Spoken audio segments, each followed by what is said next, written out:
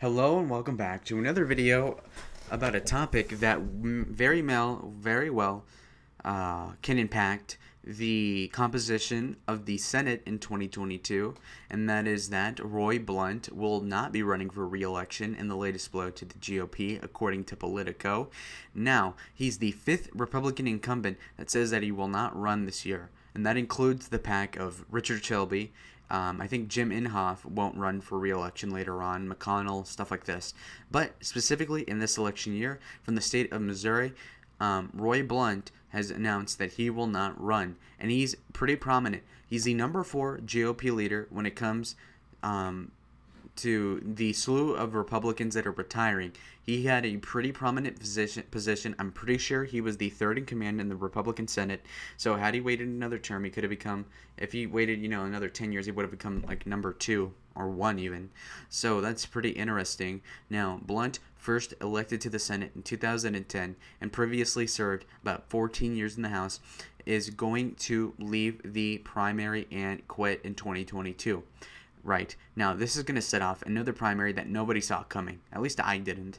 And he says in a quote, "After 14 general election victories, 3 to county office, 7 to the United States House of Representatives, and 4 statewide elections, I will not be a candidate for the re-election to the United States Senate next year."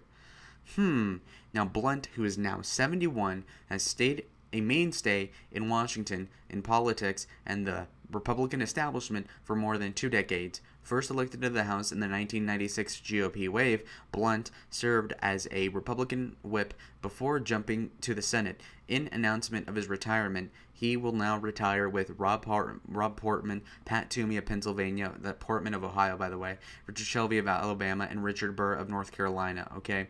And we still are waiting to see if Ron Johnson of Wisconsin retires and if Chuck Grassley of Iowa retires. Okay, interesting. Now, Blunt voted to acquit Trump in the first and second impeachment and basically broke with the president occasionally, but ultimately did not vote to convict. So Trump didn't really hate him. Now, this is going to be good because now we can run somebody who is America first. And when you look at the composition and the battleground map for the election in 2022, it's going to be interesting to see how this is going to break down. Typically, what you would see in 2022 is something that is analogous to 2010, but probably to a more limited extent. Okay, so we are filling this out, and if anything, I believe that this is the wrong map. Is it this one? Okay, now that we have the new updated ground map, we'll be able to tell whether or not this is going to be a big deal in 2022. I think it is. Now, of course, some of these states are going to be a given. A lot of them are, in fact. And it's only going to boil down to, let's say, 10 states that actually do matter. So we go this, probably this.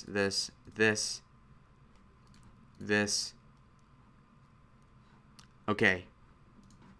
This is pretty much guaranteed. And then let's even put Iowa in the toss-up. Okay. These states, Marco Rubio is almost guaranteed to win. We have John Kennedy or whoever, Bill Cassidy. No. John Kennedy is likely to win in 2022. Tim Scott's likely to win in 2022. Rand Paul, John Bozeman, Langford, who the hell, Jerry Moran.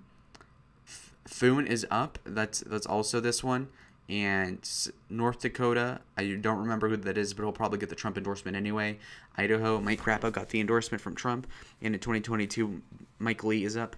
So these are pretty much the states where it's guaranteed to be this. And Illinois, of course. Okay. If we look at the battlegrounds, it's important that Blunt does retire because now we have the ability to get an America First Republican in Alaska, to get an America First Republican in Andy Biggs. Oh, yeah, of course, Indiana, sorry. In South Dakota, we could get somebody that's good in Nevada. We can get somebody that's good in Alabama. Beat Warnock. Obviously, Ossoff has a seat there. We get a good person in North Carolina, Pennsylvania. Chris Sununu, if he runs, will probably win. If Chuck Grassley retires, we can get somebody else. If Ron Johnson retires, we can get somebody else. And then Arizona, we can beat Mark Kelly. Ohio, we get the right person. Hopefully, J.D. Vance or whoever the hell is going to do it. And then it leaves Missouri. Now, Missouri is never going to go Democrat. Trust the plan. Now, the thing is, though, it depends who's actually going to run and be the nominee, because the nominee is almost guaranteed to win, and I'll show you with facts and logic. Okay, now looking at the presidential level, Missouri is going to be interesting. Not that it's going to go blue anytime soon, but ultimately we have seen some races that are competitive in in recent years. Now, if you look at Bush v. Gore, Bush won by 3. In 2004, Bush won by about 7. And again, you can notice a swing here. And then in 2008, McCain barely won by 0.13% or about 4,000 votes. And you can see that it is a bellwether if we have an amazing candidate. Okay, keep that in mind. Now, in 2012, Romney won by about 9%. Okay, now this is going to solidify as a deep red state. Now, Donald Trump beats Hillary Clinton in the state of Missouri by about 19%. Notice that Hillary's at 37, Trump's at 56. We move on to 2020, or of course we know that the election was not perfect. Trump stays at 56, Biden goes up to 41. Maybe that's because of a third party diminished in Missouri, but overall, it seems like Trump won Missouri by at least 15.4%, which means that it's solid red at the presidential level, so we shouldn't have a problem there. Now, what's going to be interesting insofar as we are looking down at the 2022 election is going to be whether or not Roy Blunt runs. Okay, now if we move on to 2016, something that you can do in Wikipedia that is interesting is that you can go to the Senate election by being smart. Look at the composition here. You can see that the big counties overall are like majority Republican, as you can see here. The main bastion for Democrats being St. Louis County, Jackson County, and St. Louis, the actual city. Okay, so that's why it's so favorable to Republicans. And the only way the Democrats are able to win in a state like Missouri is for them to have a working class sort of populist candidate that's pro-white, or not pro-white, but you know what I mean, like not a liberal, not into the queer stuff like this. Now, you can get close in 2022 with somebody that is like Connor Lamb, but ultimately these people are not going to appeal to the good old boys, in Missouri. So I don't really see a Democrat winning in the Senate unless they are very special, or the Republican candidate sucks, or like says that abortion really bad and we should kill people that get abortions, something stupid like that could derail us. But overall, this seems to be a pretty good state for the Republicans, even in the Senate. Okay, it's just not a presidential phenomena either.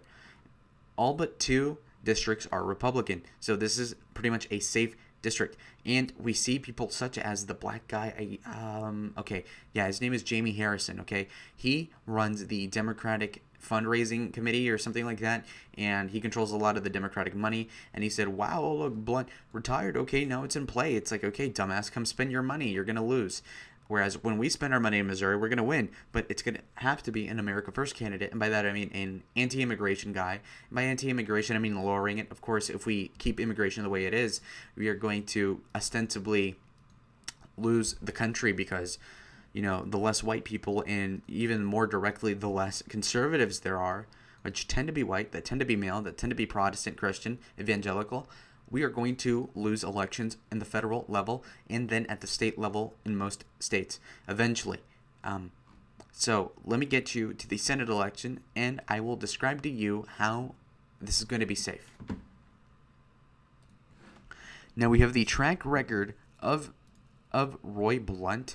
As you can see, let's go back a couple elections, and as of 1980, Kit Bond won narrowly, or not by a lot. And again, another 7-point win for Kit Bond, the Republican. A handed win over here. Again, Jay Nixon. And then Kit Bond versus Nancy Farmer. He wins the vote by 14. And then we go on to the 2010 election. And in the red wave, we see Roy Blunt beating Robin Carahan, or whatever the name is of that woman, 54 to 40.6. So it's about a 14-point win for Blunt. Very easy. Now we move on to 2016, and then all of a sudden the demographics change. By demographics, I mean, voting patterns, turnout, all this, and Blunt fucking sucks. And we have a good candidate for the Democrats called Jason Kander, who I believe was employed to some extent. He was the Secretary of State from 2013 to 2017, and He had good ads. It was a 2018 blue wave. And as you can see here, Roy Blunt only won by about 78,000 votes, whereas in 2010, he won by about 270,000 votes. So doing pretty bad there. He has an ugly smile too. And as you can see here, he wins by less than 4%. So people say it's in play. Well, not really. In a blue wave, with a good candidate and him being a sucky candidate, he still won by over 3%. Trump helped him, of course, but ultimately we're looking to the 2022 election, and all of a sudden it looks quite empty. So, yeah, it looks pretty good. Josh Hawley won handedly when he ran for Attorney General, as well as when he ran for U.S. Senator in 2018, that same year, I believe. No. 2018 versus 2016. He beat the supposed blue dog, Claire McCaskill. That was fake news. But anyway, he beat her handily by like 6 points, I think, in a blue wave year. So it just goes to show that worst case, we're going to win Missouri by over 3%, and look at the odds. It's going to be a red wave in 2022 if all things go normally, and in that case, we are going to definitely win it with whoever the nominee is, unless they are really retarded. And basically, I think it's safe to shoe that in. So Missouri is not in play, but Roy Blunt retiring is going to be a great thing. Okay, now, there's going to be people that are going to be running in the primary, so let's cover that real quick. The jockeying to replace Blunt is expected to begin in earnest soon. Now, Missouri scandal played former governor Eric Greitens said he was evaluating whether or not to run in 2022. That would be bad. Other potential GOP candidates include Representative Ann Wagner, who I don't know much about, Representative Jason Smith, who I don't know much about, Lieutenant Governor Mike Kehoe, I don't know who that is, State Attorney General Eric Schmidt, I don't know who that is. Secretary of State Jay Ashcroft, I don't know either, whose father was the former Attorney General John Ashcroft, who once held the other Senate seat. Okay, that's interesting. Okay, I recognize the last name now. I'll say that. Now, what does Rick Scott say, who controls a lot of the money for the Senate campaigns? Now, he vowed that he will hold this seat and said that Senate GOP campaign arm will work tirelessly so to do it. Fine. Blunt narrowly defeated Democrat Jason Kander in 2016, but Trump carried Missouri handily twice. Kander indicated on Monday that he will not run for the seat, saying he wants to stay focused on the veteran group he runs. Okay, so Kander, who's a good candidate and good fit for Missouri, apparently, according to the election in 2016, says he won't run. If that's the case, then that takes a good contender out of the running in 2022. Now, if we look at the 2016 election, Donald Trump won Missouri by like 19 points, whereas Blunt in 2016 only beat Kander by about 3 to 4 points. As you can see, Blunt was a bad candidate overall. Trump's an amazing fit. It seems to me like Missouri is a right-wing populist state, hence why Hawley is senator now. But ultimately, I think that by that meaning, I think that a good populist candidate with enough appeal will easily and handily win the primary if Trump endorses the right person. And if that's the case, then they would probably go on to win the election for the Senate by like 8 points or something, because we all know how the elections go nowadays. And let's also keep in mind there are some trends in the suburbs, not enough to flip the state, of course. Now, what I do think is going to be good is that the Democrats are going to waste a lot of money like they usually do, and that's going to be good. And we shouldn't spend a lot of money outside of the primary, and then we're going to be golden in that case. And there's no threat there. It's a good state to run a far-right person or a paleocon, because then we're going to be able to have better representation for the people of the state and easily get them elected over and over and over again. Now, former Senator Claire McCaskill, supposed moderate, who served 2 terms in the Senate but defeated in her third by Republican Josh Hawley, said that she will not run for public office again. Yo, based? She'd lose. She'd get her ass kicked. She knows that. On the GOP side, Greitens, who was the former governor, had already begun laying the groundwork as a pro-Trump, anti-Mitch McConnell candidate in the race. The former president and Senate minority leader are at odds for the future of the GOP, and the best way for the party to win back control in the Senate in 2022, with McConnell promising to back candidates regardless of their support for Trump, and a former president suggesting that McConnell should no longer lead the Senate Republicans. McConnell himself said in a statement that Blunt's retirement will be a loss for the Republican conference and the entire Senate. So what does that mean? mean, I'm very sorry he'll be stepping away, but I'm glad that the country has 2 more years to keep benefiting from his talent. So as you can see, McConnell wants Blunt to stay. And if McConnell wants him to stay, that probably means we don't want him to stay, right? That's going to be a good thing. So Blunt leaving is epic. It is awesome. It is based. I mean, I don't see really a downside to this. We're going to be able to replace another, normie con with a based America First Republican, assuming all things work well. And Eric Greitens basically resigned, so he shouldn't run. He's scandal plagued. He can make it close. Team's kind of gay, and also he was a Democrat before 2015, so that's not going to be a good look. Disavow.